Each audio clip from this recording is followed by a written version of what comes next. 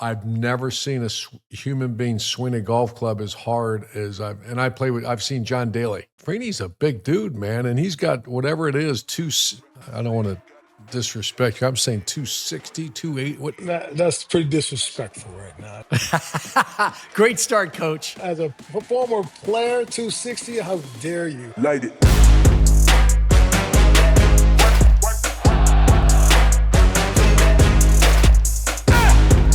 There's the music. Time for another edition of the Triple Option presented by Wendy's. 2 faves for just $7. Gotta be Wendy's. Terms apply as always. Thanks for joining us. Rate, subscribe over there at Apple Podcasts, Spotify, wherever you find your podcasts. You can find us on social media at 3X Option Show. New episodes every Wednesday on YouTube and wherever you get your podcasts. Rob Stone, Urban Meyer. Where's our boy? Where's our boy Deuce Deuce? You know where Deuce Deuce is, don't you, Coach? He's going to NOLA, yeah, right? He's in NOLA, man. He is running around unsupervised in New Orleans. So we'll get him back. But man, I know we're in the offseason, Coach. But this is just a testament to how strong this college football product is these days. There is no offseason, right? There is constant discussion and conversation going on throughout college football. And I think the big talking point right now is all about the national champions and how they are absolutely getting gutted in the coaching department. The Ohio State, over the course of the last couple of days, if you will, lost their offensive coordinator, Chip Kelly, their defensive coordinator, Jim Knowles, to a rival, Penn State. They lost the assistant offensive line coach. They lost the head offensive line coach. They lost the assistant QB coach. Are there any coaches I'm missing? And are there any coaches left? This is to be expected. But on some level, Coach, it feels borderline unparalleled. It's not unparalleled at all, Rob. It's a way of life. It's something that I dealt with firsthand. Every year we'd lose every 2 years we lost a coordinator on offense, usually on defense as well. And I made a list. Almost everyone became a head coach at some point. So reality is that Lou Holtz used to always say there's 2 types of coaches, Rob, ones that people want and ones that people don't. And there's really a big swath in between there, but there's a lot of reality to that. And Ohio State had a magical year, with the obviously the one loss that haunted them. But that run, the offensive coaching staff, the defense coaching staff, the way they do things, and you're not even hearing about what's going on behind the scenes. Whether it be physical therapists, whether it be strength coach, assistant strength coaches, training staff, academic staff. I can go on and on and on and on, but the infrastructure, fortunately, Ohio State has the resources, and that's reality.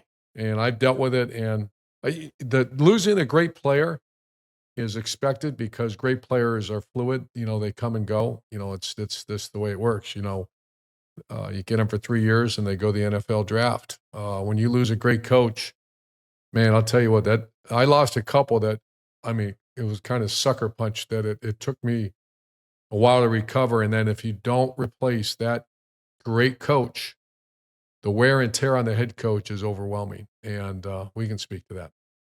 So when you're a head coach at an elite institution that wins on a regular basis, right? You know people are going to come for you, right? Because clearly, the resume is there, right? You're a winner. You've been part of a winning program. Come do that with us. As a head coach, knowing that these defections are eventually coming, how do you pre-plan? How do you buffer your program from really taking a sucker punch, taking a real strong hit so you're able to reload in the coaching department for the next season? When I met with Bill Belichick in 2005, and it was just starting because I was at Bowling Green and I left. I lost my offense coordinator, became the head coach at Bowling Green. My defense coordinator stayed and ended up becoming the head coach at Toledo. So boom, right away I started feeling it. I go to the University of Utah. We win 2 titles, and my offense coordinator becomes the head coach at UNLV, and I lose my defense coordinator. A guy named Kyle Whittingham becomes the head coach. So that's boom, boom. And I go visit with Belichick, and he kept doing this. And he kept saying, promote from within. The minute you start bringing outsiders into the inside, you're asking for problems. And I've experienced that as well. And so I would always, from that point forward, I went on the co-coordinator rampage, which means I would have Dan Mullen as my offense coordinator, but then Steve Adazio was right behind him. On defense, I had Charlie Strong and Greg Madison as co-coordinators with the anticipation that one would leave, and then I'd keep moving them up from within. And that worked to a degree, but the reality is that, how about these names? Greg Brandon, offense coordinator at Bowling Green, becomes head coach. Mike Sanford, offense coordinator at Utah, becomes head coach UNLV. Dan Mullen, Steve Adazio goes to Temple. Tom Herman goes to Houston and Texas. Kevin Wilson, who ended up going to Tulsa, and then Ryan Day becomes the head coach. Those are all my offensive coordinators, and how fast that they just moved on. First of all, I hired really good guys, but take some credit, coach. Right, you're doing something right, and your coaching tree is what people want to. They want to tap into that, right? They want to take one of those saplings from your coaching tree and make it their own. And then Tim Beck on defense. Kyle Whittingham, he became head coach at Illinois after Toledo. Kyle Whittingham, Charlie Strong, obviously Louisville and Texas. Coach Fickle, who's now at Wisconsin. Chris Ash went to Rutgers, and then obviously Greg Schiano. So we could do a whole podcast on coaches you've lost. Yeah. So here's what I want to hit, though. This is really intriguing. So you need a systematic way to do this. And I came up with this 1 through 5 and actually spoke to a client the other day. And I shared this with them, and the response has been phenomenal. They're going to the system. So you have your whole swath of, you have a whole, just big group of employees. And how do you manage that? How do you manage in a systematic way to evaluate it and also pay them? Because every one of these people now, back in the day, they didn't. Everyone has agents. And what's the agent's job? And I get it. It's to get the very most for their client, their people. Inflate the market, make sure they're being valued, and make sure they're being paid their values. So I came up with 1 through 5. A 5 is elite. Ryan Day's a 5. Dan Mullen was a 5. Charlie Strong's a 5. I think you get my point. Kyle Whittingham is a 5. As 5 as you can get.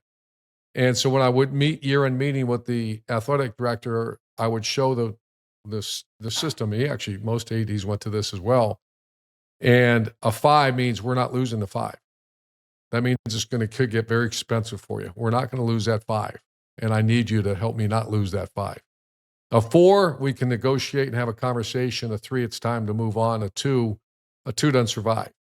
A 1, we don't have 1s or 2s. The 1s or 2s don't survive it, as you can imagine. But if it's a 5, the only way you leave is to be a head coach. And I think Ryan Day still does the same thing, but that's a systematic way. But I did that for our training staff too. We have physical therapists there. I know he's still there. Stu, you can't lose that guy. He's a 5. Our players trust him. You want to screw up a team? Hire an idiot trainer. Hire someone they don't trust with their bodies and take care of them. You want to really screw up a program? You have a 4 or a 3 as a weight coach. You're in trouble. Yeah. So you have to really go through and make sure there's legitimate 5s at the top of the pyramid in each one of your corresponding departments, and that's what we did. And what happens is also the coach knows, because I would meet with a coach. You're a 4. I would have them self-evaluate, then I'd evaluate them, and it was sometimes uncomfortable conversations. And in this day and age where the money is, there was a day, man, when guys are making $25,000, $30,000, so it really didn't matter. Now you're talking, there's a lot of zeros behind some of these paychecks. Yeah, commas. So you really want to make sure they're evaluated. They understand where they are, and then also the people that you have to go get the increase in salaries understand where that. So it's expected, but it's uncomfortable. A couple details I want you to further elaborate on. Maybe there's a couple stories, because there's so many levels and layers to this. Number one, all right, you're talking about you want to try to hire ideally within, okay? And I get it. But obviously, at some point, you might look at those withins are 3s or 3.5s, not quite your 4s and 5s, right? So how did you go about the course of a season tracking? I know ADs, right? ADs have that little drawer in their desk, and they pull out the slip and they say, hey, if Urban Meyer leaves today, here's my top 3 college football head coaches that I'm going to go after for candidates.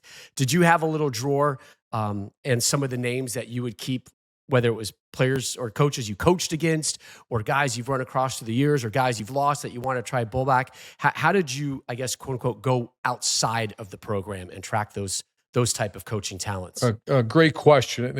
And how you did it is when I was young, you knew everybody. So I had my A's, B's, and C's, or 5, 4s, 3s. And I'll never forget when I got the Florida job, I called it the dream team. I went after every great coach I worked with. Greg Madison was one of the first phone calls. We worked together at Notre Dame, still one of his greatest coaches, Steve Adazio and Charlie Strong. And it was the dream team came together. But then as you get older, all those dream teamers are either retired or head coaches. And now you're relying on people. And that's where it really gets uncomfortable when people are calling you. And I would never take someone's recommendation without the first question I ask, have you worked with that person? And if it's a no, then hey, thanks for calling. It's usually a friend. Thanks for calling, but this is too important. I'm sorry. I got to go I got to find out. And I've made some really good hires. I only made a couple mistakes, and not bad people, but just a couple mistakes. So it's what your comment there is really, really hard. Everybody's got agents. Everybody has, there's a reason why they're pushing this guy. And I'm telling you what, you watch next year, and I got to do this on Big Noon.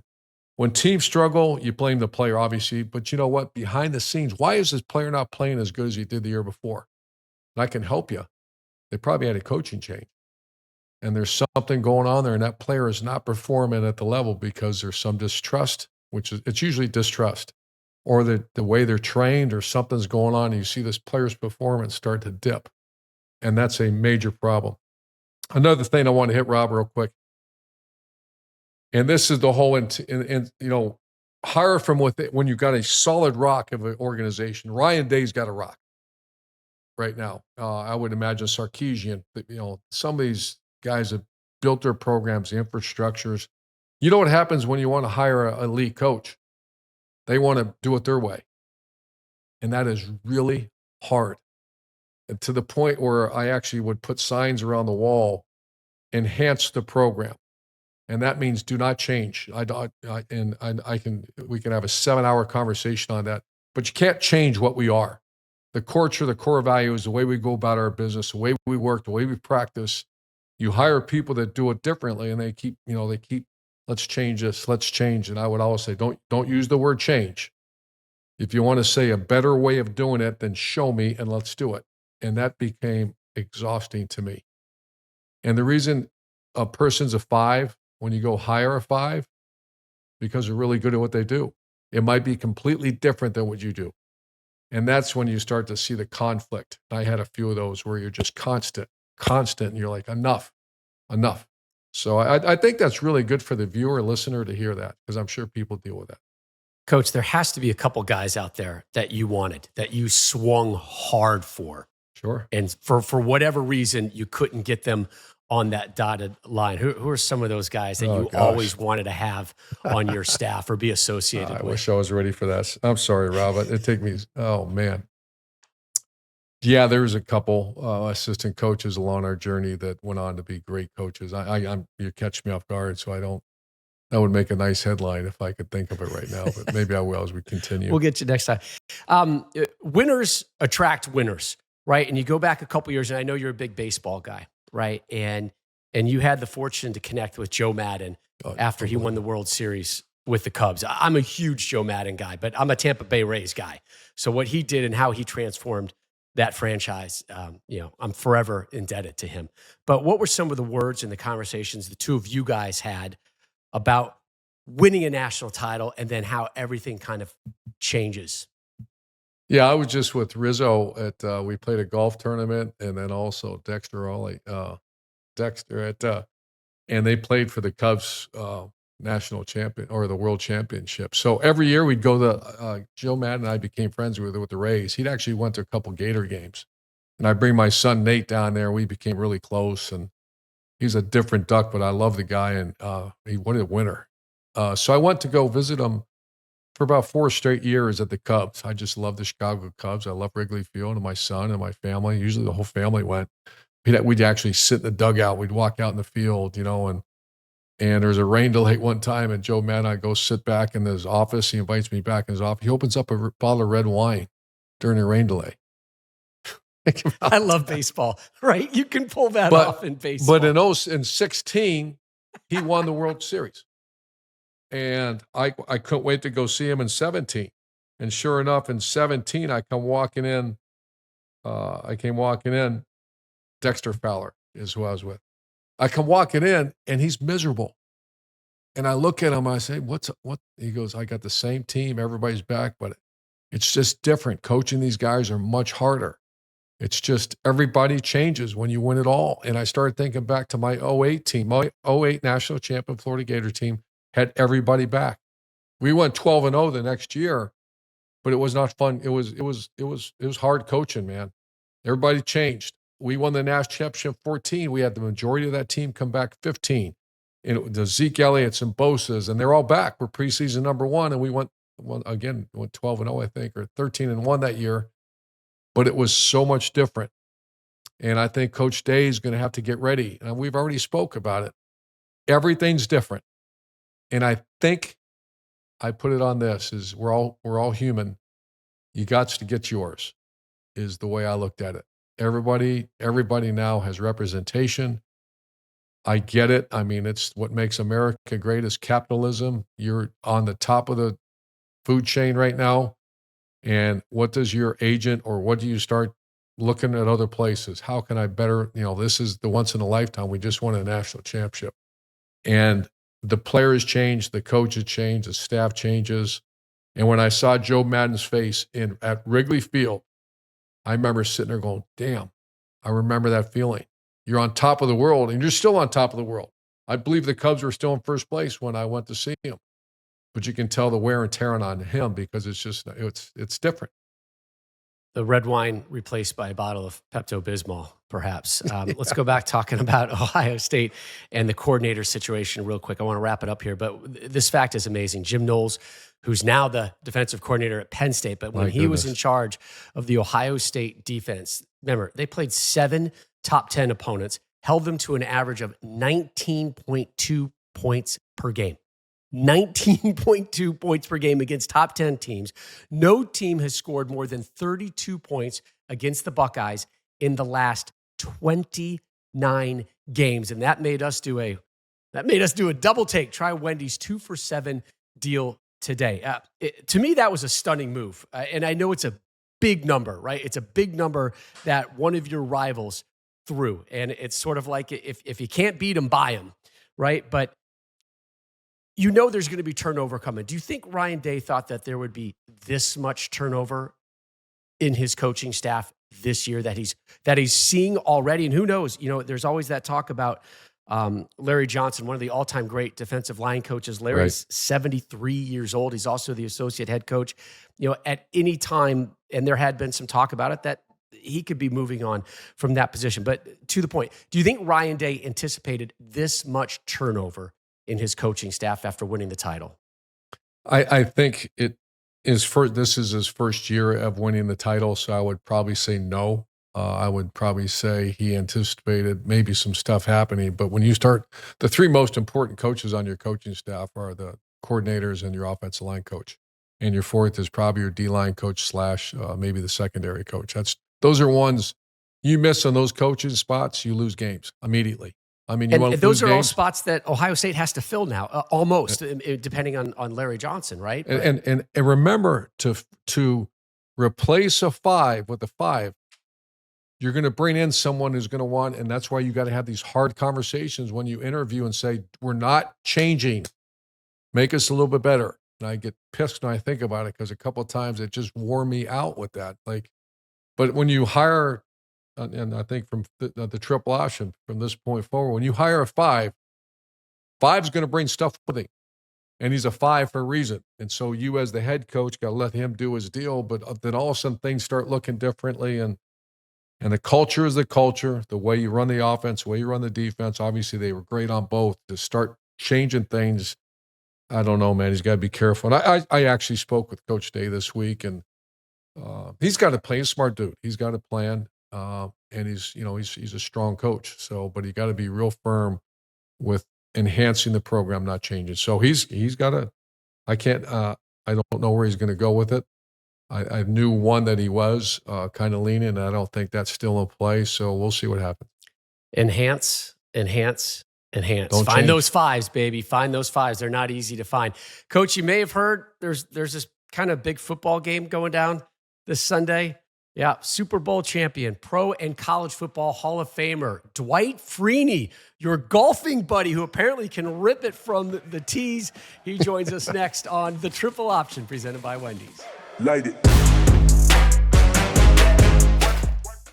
Right now at Wendy's, you can get 2 of these favorite items for just $7, but not just any 2. I told you, I said favorite items, and I meant it. Mark, there is nothing snack-sized around here. Choose from our OG spicy or classic chicken sandwich, Dave single, or 10-piece nugs, any way you like them, spicy or crispy, that is. 3 fantastic options, but here comes the hard part, choosing 2. What do you do? You could go for a spicy chicken sandwich and a Dave single. Perhaps double the spice with a spicy chicken sandwich and a spicy 10-piece nug. Or you could go for the choice you forgot. You can make, but in an instant, changes everything, 2 10-piece nugs. I know, crazy, right, Coach? 2 of your fave items for $7. It's got to be Wendy's. Limited time only. U.S. price and participation may vary. Select or request 2 for $7 deal to obtain discount. Not valid for a la carte or combo meal orders. Individual items at regular price. Excludes saucy nugs. Prices may be higher in Alaska and Hawaii. Well, as you all know by now, we have teamed up with our great friends at BetMGM this season, and we're going to be using BetMGM lines to make all of our picks.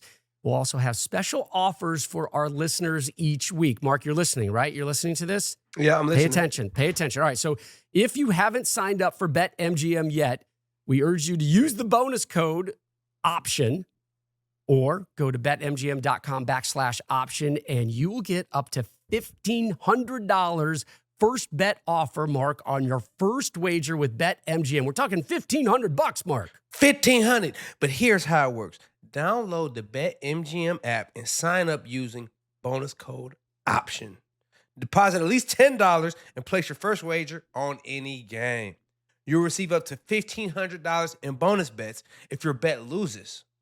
Just make sure you use bonus code OPTION when you sign up or go to betmgm.com/option.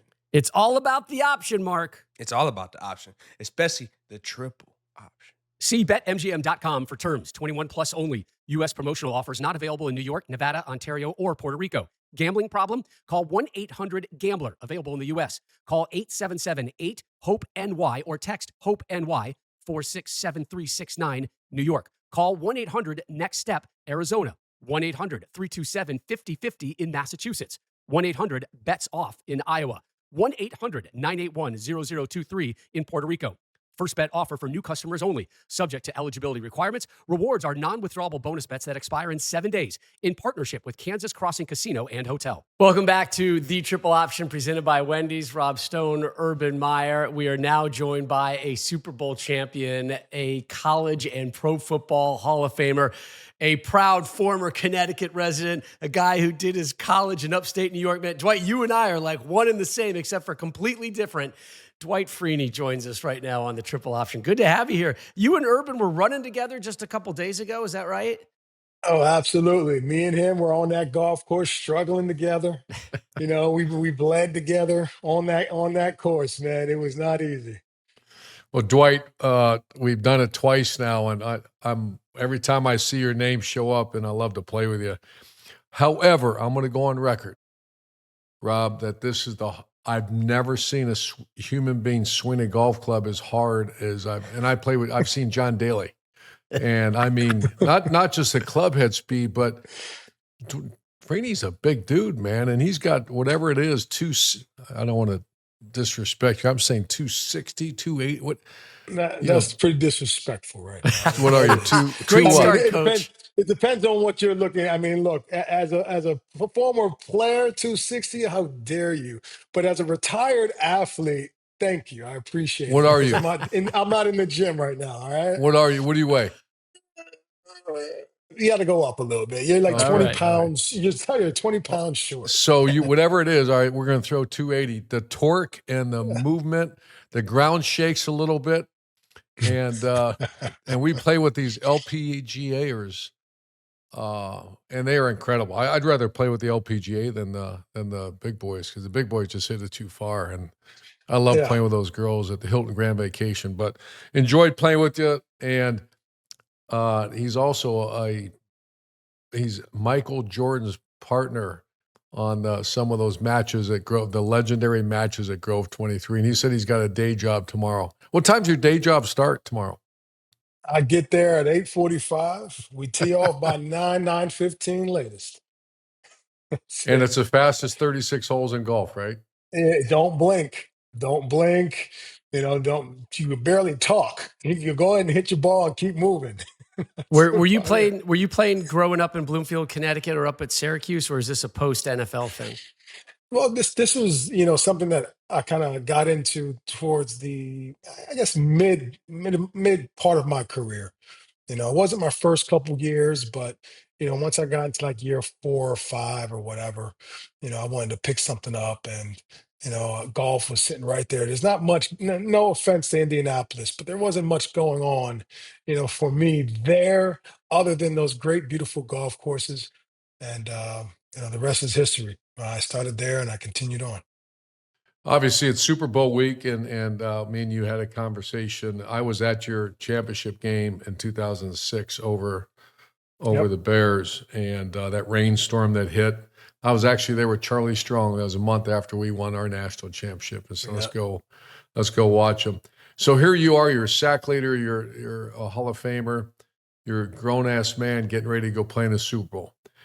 It's the week before. I can only imagine it's tenfold, hundredfold, thousandfold what a college player getting ready for that national championship game. Plus, those guys are 17 to 19.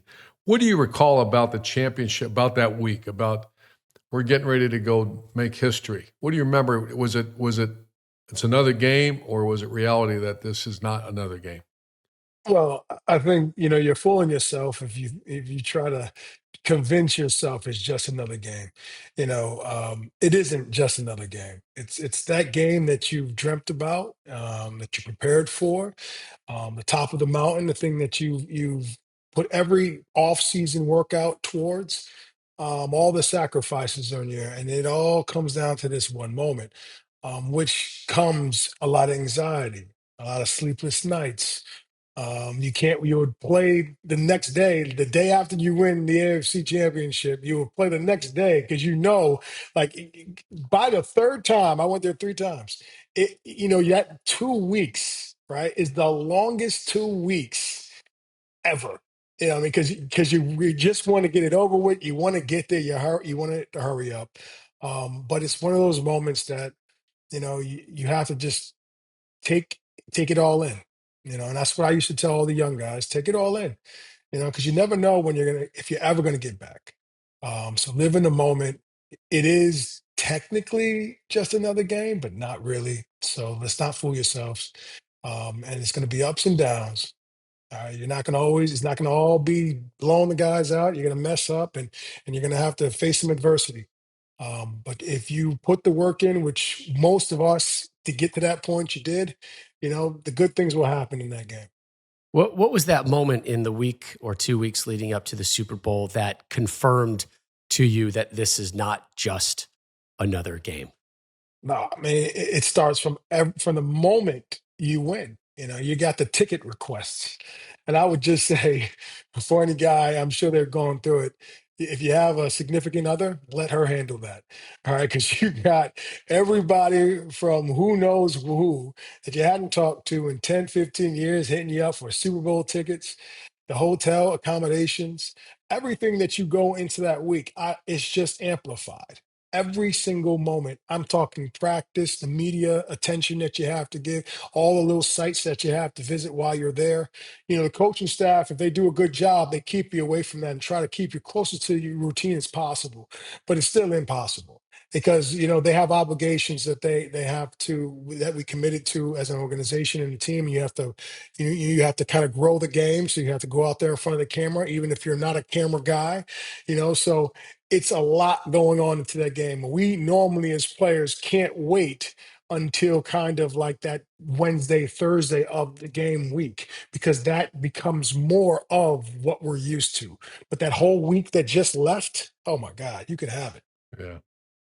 Hey, let's talk about your alma mater for a minute. And I Yeah. know everyone realizes you were part of that Paul Pasqualoni, Kevin Rogers, Yes, Steve sir. Adazio, Donovan McNabb. That was when Syracuse, there was times Syracuse top 5 program.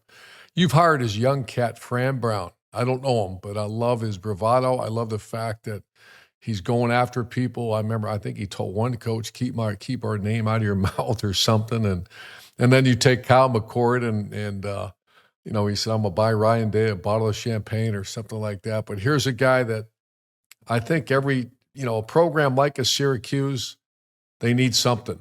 They're not always going to get the 5-star athletes. So you get a 5-star coach, a guy that's going to go out there and he's going to put his cleats in the ground against anybody. I see the players following his lead. What do you see out of Fran Brown?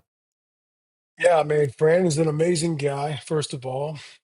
He's a real guy. And what I mean by that is there's no BS. He's one of those guys will tell you exactly how he feels. No filter. I mean, a little filter, but no real filter, and I think a lot of guys can gravitate to that. A lot of kids can gravitate to that. Just the realness that you hear from his voice and how he acts and how he talks. You have sometimes you run into coaches who give you coach talk, let's just call it, and it's just not the real. If you suck, say I sucked. If and that's just what it is. If I was great, tell me I was great. But don't sugarcoat it and all those types of things because it's not helping me. And I think that's kind of the type of guy that he is. He keeps it real with the players. He connects really well with the youth. The youth can see, the players can see probably themselves in him a little bit because of the age. And he's a little bit closer to maybe age wise being in his 40s, younger coach than somebody who's in their 60s or whatever it is. So I think a lot of players kind of can relate to him. 10-win season. They open up the campaign in August in Atlanta against Tennessee, right? A chance to make a statement right out of the gates next season. What is your involvement level with the Syracuse football program right now? Well, it's actually more than it's ever been. It's been kind of interesting. As a NFL player, being in a locker room, we had this thing called, man law bet. All right. And what that basically was is, whatever school you went to, if somebody else in the locker room went to that same school, you have to bet $100, regardless if you know they're playing or not. And someone just walks up to you and says, "Hey, give me that 100. We won." And I remember for about 10-year period, I would run my ass away from anybody I knew, try to hide When is because they got Florida to get me State week? before. When is Clemson week? Run Yeah, for the hills. listen, I am going to be missing in action. If I see that guy coming down the hallway, I'm going the other way until at least that week is over with. Because once the week is over with, they can't come and get that 100. It's too late. You ran out of time. So that's kind of how it's been for me. But as of late, if I was still playing, I'm going to walk up to every single guy. Let's go. Remember, there's a bet this week. But it's great to see it, and I'm going to be involved a little bit more in the organization. I talk to Fran from time to time, whatever he needs. Bruce Smith told me one time, hey, look, all the knowledge that he has isn't for him to hold on to, is to share with others. And I really believe that honestly. So if there's something that I could help one of these young pass rushers, D linemen or D coordinator or whatever it is to help my team, my school get back to being where we think that we should be at, I'll do it. So what does Syracuse need to do to get back up into that conversation and the day and age that we're in right now to get into the college football playoff conversation? Well, I just think it's consistency. You have to have some consistency from a coaching's perspective and the player's perspective, knowing what the standard is. I mean, B, you have to have the guys. You have to be able to recruit the guys, and I think now it's a little bit different. Obviously, with all the money that's getting thrown around, so you're gonna have to have a little cash somewhere to be able to entice those types of players to come to your school. But once you get there, it's still about X's and O's. It's about who works harder. And there's been a lot of guys who hadn't been highly recruited and made big things happen in the college game and the pro game and are Hall of Famers. So it doesn't matter if you're a, 5-star or whatever. It's about the work that you put in. And if you don't have the coaching staff and the people around you and that system that you can go in and you can kind of grow as a player, then it don't matter. You could be whatever you want to be, but you're not going to turn out to be anything. We had a great conversation on the golf course about the 3-4 versus a 4-3. Dwight, that was incredible. And the 4-3 defense, Dwight Freeney, you're a Hall of Famer because of it. They would have stuck you in a 3-4. You would have probably figured a way to still be great. But as an offensive coach, and you agreed with this, that was interesting when we talked. As an offensive coach, the one defense I did not want to see was the 3-4. Getting ready, the multiplicity of all the different looks, the stand up. There's so many different variations of the defense. If it was 4-3, you knew where they're at. The problem I had every year, every January, I told you, every February, we reevaluate. And I said, screw it, I'm going to go to a 3-4. And then all of a sudden I'm looking, I got Bosa, Chase Young, Sam Hubbard, Tyquan Lewis, Jalen Holmes. And those cats don't want to play. Near the end of your career, you told me the story. Here's a guy's got 100 sacks. He's going to be a future Hall of Famer. And they bring in someone. They said, hey, we're going to move you to a 3-4, which means, Rob, he's going to be standing up. And the look on Dwight's face on about the 16th hole when he was telling me about, he's like, wait, what in the hell? I'm not going to do this. He's respectful. And then he started to work his way. Hey, do you mind if I get in a stance? Tell us that quick story about the 3-4. Yeah, look, I was already well established in my career. It was me and Robert Mathis. And, all of a sudden, we got a new regime, new GM. And, they wanted to switch up our whole entire defense. And I'm not saying that our defense was, the greatest all the way around, but, we had some cornerstones that should probably have stayed in the same position that they've always played. And, they decided, hey, you know what, let's go to a 3-4 scheme. And it became, okay, so what does that really mean? Oh, no, Dwight, you need to stand up. Okay, I've never stood up before. But okay, I'll do that, coach. Whatever you want, whatever you ask, I'm going to do it. I'm not that guy. I'm going to sit there and say, hell no, I'm not doing it. No, listen, you asked me to do something, I'm going to try. Well, I got in the stance, 3-4 stance. And if you don't know about defensive linemen and what they look at and what they key, we have blinders on. Okay, we are focused on kind of, the line, the offensive tackle, or that guard, the ball, and that's all we see. You can't really see it all. But when you stand us up, all of a sudden you're seeing all this stuff that you've never seen before. Here comes that motion. Here comes the tight end, all this stuff. And then we have to key the offensive tackle. So if you're not really used to that, it becomes you're seeing too much. And what happened is while I was going through this process of trying to change who I was into something else, I kind of stumbled over that a little bit to where though I had to ask the coach, hey, can I put my hand back down on the ground so that I can get focused and get the get off that I know I got and all that rather than standing up and trying to figure out how I get off the ball that way? Well, look, that works great when it's a pass and you're rushing, but it doesn't work so great when it's a pass and you're dropping. So I think I think it wasn't probably the system for me, and we had some tough times, and probably that's what ended up happening was I ended up leaving the team that next year. They didn't resign me, and I understand why, because they wanted a 3-4 guy. It wasn't me. Can we talk about one of my favorite human beings, Tony Dungy? And I had the great fortune to be a Cub reporter back in Tampa, Florida when Coach Dungy took over the Buccaneers. And I was in there with the previous regime, and then I was in there with the Dungy years. And that's Sapp and Derek Brooks and Allstat and John Lynch. Just some legendary humans in that program. And the way he changed that program, the way he changed that locker room still resonates with me, and his calm, quiet demeanor and the amount of respect that he doesn't ask for, but you feel like he is owed immediately. I say the words Tony Dungy to you. What comes to your mind? You kind of described it. He transcends the position of coaching. He goes to a whole nother level of father figure. It's not just about football. And he's one of those coaches. I don't have a whole bunch of these guys, but he was one of those coaches where when you messed up, you're upset, not just because you personally just messed up. You're messed up and you let the coach down because he's that type of guy where you would do anything for him. How did he do it? I still don't know how he did it, Dwight. The Is it an reason aura? It's his presence. I don't know what no, it was. it's just that he treated everybody like men, man. He didn't feel like he needed to scream and yell at you, and this is such a type of, I don't know, what would you call it, kind of militaristic type of game that we play where it's coaches screaming, yelling, dog cussing you out, because it is an aggressive game, and most coaches do that. And he was one of those guys that never felt like he needed to. He's not going to call you out your name. He's just going to say, hey, you know what, son, this may not be for you. We'll get somebody else. It's okay. And it's just, and it's okay that way. You can still get a lot done and treat everybody with complete utmost respect.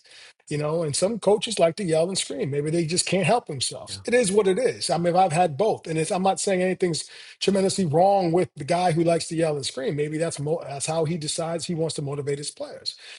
Tony never had to do that. He could motivate those guys just based on treating them all like men. And if you were walking down the street, he wouldn't yell and scream at you then. And the coaches probably wouldn't yell and scream at a stranger. You would just probably talk to the man just how you say, hey, how you doing? Oh, no, sir, that's not how you're supposed to do it. Whatever it is, just like a man. And that's how he talked to everybody. And That, that's what we respected about him, is just because, just because he had a coach and he was the head coach, he didn't have to treat us any differently and then men. He didn't have to talk down to us. back to Super Bowl week with Coach Dungy. How did he approach that buildup? Did you notice anything different, or just some messaging that maybe might have been unique or wasn't in his I normal wouldn't. conversation? Yeah, listen, man. Tony was just right Mhm. here, not too high, not too low. He stayed right there, and it gave us confidence. It was anything new. He didn't make anything up. All of a sudden, he come out there yelling and screaming. No, that's not him. And we respected that, and it gives us confidence when coach is calm. Coach is who he is, and we're going to be who we are. That's just how we do. All right. How did you become a golfing partner with Michael Jordan? I got to figure this one out.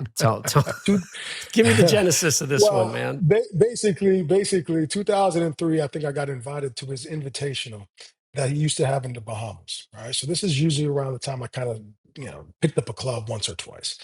And I got invited to his invitational. And while I was there, I met one of his best friends. One of his best friends lived in Indianapolis. Obviously, I was playing for Indianapolis. So his best friend comes up to me and says, hey, man, big fan, da da da. MJ's my friend, one of my best friends. Hey, man, we'll be getting together here soon. I said, okay, great. Played the tournament, whatever it was. And then the off season came along, and me and that best friend stayed in contact. And then so what happened is, when they go on trips or wherever they used to go, they used to call the young guy, young kid, which was me, 2004, 24, whatever I was. And I'll tag along on the little trip, whatever it is, and that's how our relationship started to grow, was through his mutual friend. His best friend became one of my good friends, and they just called me along because I was basically his next door neighbor. So I would just tag along, and then that's how our relationship grew to where we are now. So when you're golfing with Jordan, do you have to come loaded with cash, or is Zelle and Venmo accepted? You don't have to answer that, Dwight. Plead the fifth. Yeah, Personal no, I'm gonna Plead the definitely fifth. plead the fifth. But just put it Bonds? this way, it's definitely an old school type of. All right. I've never heard anybody use Zelle. Zelle or any electronic type of payment system. And if you are using that, you're probably not going to be here long at the club. So you might as well take a picture, because you probably won't see the course again. So just come with cash. Oh man, Coach, what's the sound effect when Dwight is on the tee box? It's not just well, usually when you play with someone that swings that hard, you hear the wind and how fast he swings, and then obviously the ball sounds like an explosion. That's not even it. It's the torque. He almost comes off the ground. And I tried to not watch it, because then it just, so I especially if I have to go, which he was playing so much better than me that day. So I'm like, damn, I got to follow that again. And the ground's still shaking, and I'm like, what did I just watch? Yeah.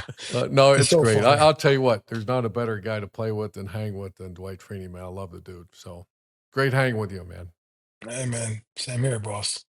Dwight, thanks for joining us this week on Super Bowl week. Plenty more Super Bowl conversation to come up on the triple option. But Dwight Freeney, man, thanks so much for taking time on Super Bowl week to join us on the triple option. Appreciate it, man. Thank you for having me. Y'all take care. Light it. Welcome back to the triple option presented by Wendy's, the Urban Meyer. Rob Stone back here with you. Mark Ingram. We hope, right? We hope Deuce will make it out of New Orleans in good shape, and he'll be back with us next week. Time now to talk about that big game in New Orleans with Pick 6, brought to you by BetMGM.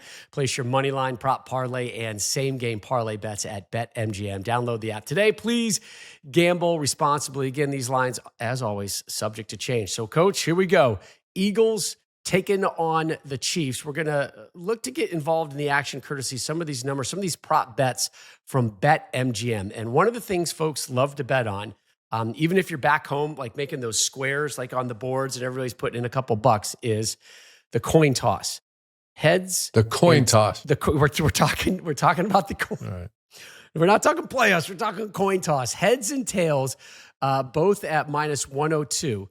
I'm curious, when you were a head coach, did you ever have like superstitions where you told your captains, hey, dude, it's got to be heads every single time, or we're making way, way too much of this? I had a lot of superstitions, and people would make fun of me because I'd always reach graphs, and, because I was in charge of kicking game, and I would see which way the wind blows. Yep. And they'd even laugh. We're playing in Indianapolis, and I'd do it. And I'd always do the same thing. And people would say, Coach, you're inside. What are you doing? There's no wind. And I'd look at them like. They could have the heaters or the air conditioning on a little knew high, I was right? doing it Creating because a I'm little something. very superstitious. But no, I never. When I was a captain in high school, I called heads all. I was a heads guy, but not. You're a heads guy. I didn't mess with that. I let the players, that was their time. And, But so I'm no, sure I didn't. I didn't know people bet on that. That's great. Oh, for sure, Coach, they'll find everything to bet on, man. BetMGM's got loads and loads of stuff. But I do imagine, though, that you said, hey, whether this was across the board or certain games, we want the ball first. If you win, we want this or we want that, right? Oh, sure. Yeah, every game I always- ever coached, it was you're going to defer. The only times you didn't was weather or you're playing an inferior opponent. If you're playing weather, and I would have a weather report if you saw something bad rolling in that second half, give me the ball. We're going to go try to score. If you're playing an inferior opponent, you always want to take the ball first because you just want to, you want to go score and get your players, because in halftime, a lot of times they don't play. I'm talking about real inferior. Yeah. And that was the only two times. Other than that, analytics and just the idea of playing defense first, field position, especially if you got a good defense. So that's what we'd always do. Okay. All right. So we're going to move on from heads and tails. Let's talk about like a genuine MVP candidate and Saquon Barkley. Man, what he's been able to do, averaging 168 yards per game in the playoffs. BetMGM is setting his over-under rushing at 126.5. They always throw that little 0.5 in there to really kind of screw with you. So 126.5 at minus 115. Wow. So do you think I went on, was it last week or 2 weeks ago when the Eagles were in the NFC Championship game, and you guys all went with the Commanders. You felt like the good vibes of Washington were continuing. I said, Saquon's going to run, baby. He's going to run all over. And he was the difference. So 126.5, if Philly is going to win this Super Bowl, they are going to win it because of Saquon Barkley. Kansas City knows it. They know they've got to take him away. So I say he goes under. He's so talented, but I think so much of the Kansas City defensive focus is going to be on stopping Mr. Barkley. So I say he goes under 126.5. What about you? I'm saying under for two reasons. Spagnuolo, the defense coordinator of the Chiefs, and then their D-line coach, Joe Cullen. Joe Cullen was with me and as a coach, as actually my coordinator. He's tremendous. You can stop the run. I mean, this guy's a superhuman. I think they're gonna really dare them to throw the ball a lot and really stop this cat. I think I got it under. I think he's one of my favorite players. I coached against him for 3 years, and every time we tackled him, you're just like, whew, thank you. Dodge that bullet, right? Got him. Yeah. And we actually we played him well. He had that opening kickoff against us. Yes, he did. And I almost fired a kickoff covering coach, but that was myself. And I was the idiot that kicked the ball to him. But other than what that, are you thinking, man? I mean, that's not a decision a 5 makes. That's a 2 decision, buddy. That's a 2 decision. All right, let's get to the actual game. The Chiefs are favored by 1.5 points. 2 years ago, remember, this is a rematch, right? 2 years ago, they beat the Eagles 38-25. Coach, in that game 2 years ago, 115.1 million viewers for the Super Bowl. That was a then Super Bowl record. It was broken last year, right? The overtime win for the Chiefs over San Fran, 123.7 million viewers, and that number could go up this Sunday. And for those of us who are employed by Fox, let's hope it goes up. That's only good things for us. So Chiefs favored by 1.5. Patrick Mahomes going for his 4th Super Bowl win. All of this before he turns 30 years old. Gosh. Andy Reid looking for his 4th Super Bowl as well. We're going to talk about the Andy Reid factor in a moment, but number one, Chiefs favored by 1.5. Do they cover? And who do you like? I mean, I stare at, is Vegas amazing that when you have to double take it, even the 126 when they, where he's averaging 126.5 yards, 0.5, and it's the over-unders at 115. That makes you think, they know what they're that's doing. right on that number. 1.5, I'm going to go with the Chiefs. I think the quarterback, Mahomes, Andy Reid, I know the coaches. I know that defense coordinator, and I actually talked to Joe Cullen yesterday, and I can tell in his voice that, there's some, they're going to get that third win, which takes your breath away. Yeah. I think the Chiefs take it as well, and they cover as well. And I think it's probably going to be by close to double digits. How about that? Let's talk about, I know. Let's talk about Andy Reid, and this relationship that he has with Patrick Mahomes. And you and I were talking about in our production crew earlier. There is a resemblance as far as a conversation is concerned with Tom Brady and Bill Belichick, right? Those two are forever intertwined as being a team, particularly a team that wins multiple Super Bowls. Andy Reid and Patrick Mahomes are going to be there as well. But the numbers, relay a different story, Coach. I'm going to bark these numbers out to you, and I'm curious, what comes to the top of your head. So Andy Reid with Mahomes, as you would expect, spectacular. 106, just 26 losses, 3 Super Bowl titles. Think about that. 106 wins, 3 Super Bowl titles, just 26 losses.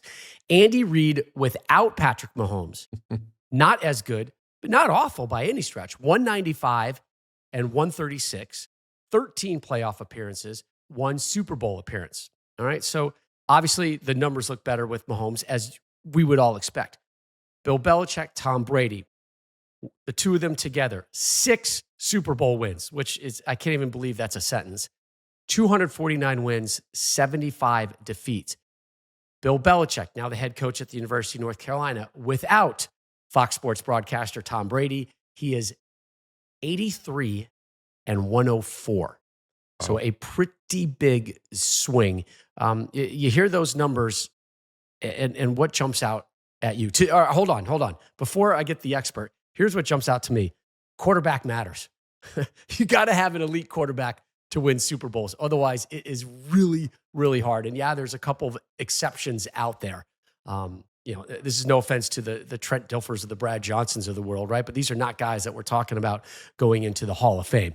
Tom Brady and Patrick Mahomes, we are talking about Hall of Fame type caliber cats. And that's why every program, every NFL team is always after a quarterback, whether they desperately need one or they only kind of need one or they might need one down the road. So you hear those numbers, Reid with and without Mahomes, Belichick with and without Brady. What jumps out? Well, I remember Coach Belichick. I'm from Cleveland, Ohio, and he was a coach of the Browns, and that didn't go great. And then obviously when Tom Brady left the Patriots, it didn't go great. And Tom Brady wins a world championship for the Tampa Bay team. I know both coaches fairly well. The one thing is Alex Smith played for played for Coach Reid at Kansas City. So I used to ask questions and he would tell me about him. And I saw Alex Smith, who he did okay under North Turner as an OC at the 49ers, but really other than that, didn't do much because the program wasn't very good. He goes to Kansas City and takes off. Becomes, an excellent player in the National Football League. Actually, I believe tutored Patrick Mahomes, a young Patrick Mahomes. So The reality is, when you say Coach Belichick is not the same coach without Tom Brady, I'd say, well, of course not. My God, what are you talking about? Tom Brady's the greatest of all time, and I can see that. So is it player or coach? It's both, but of course it's player. But I'm going to say this. There's a lot of great players that have never lifted up that Lombardi trophy. And so the minute you start just saying player, player, player, I get it. And I'm not disagreeing, because the opposite's impossible. A great coach without great players, but a great player with a mediocre coach or not a very good coach, it might be able to be done, but not really. Yeah. I think it's a fair assessment. That's a fair assessment. But You peanut see butter and Belichick jelly, right? wants to call it the Tom Brady trophy instead of Lombardi trophy. That was pretty cool. Yeah, I could buy that, or give it a slash, right? Give it to both of them. I mean, that's really interesting, because you do want to honor the history and the past, but guess what? Tom Brady is part of the history of the NFL, and he is the Super Bowl. Who knows? Maybe it'll be the Lombardi, Brady, Mahomes, Reed trophy in a couple Let me say years. this: if this kid wins this Super Bowl, the world's going to change a lot. I mean, he is now officially right in that same conversation. Officially, and he's sure. not far off now. And he's not 30. He's not 30. Not 30, And he didn't. man. He didn't win a bunch of games at Texas Tech. I mean, that's where I'm like, what are we doing? So Right, it's they found him, interesting, man. It's Talent so is interesting. everywhere, man. Talent is everywhere. Make sure to follow, subscribe, rate us on YouTube, Apple Podcasts, Spotify, wherever you get your podcasts, as well as across social media at 3X Option Show. Reminder, submit your questions. Anything you've been wanting to ask Mark or Coach or myself, we are going to start firing up the mailbag segments coming up in the future. So please send us your questions. As always, thank you to our great sponsors, Wendy's and BetMGM, and we will see you post Super Bowl next week on The Triple Option, presented by Wendy's.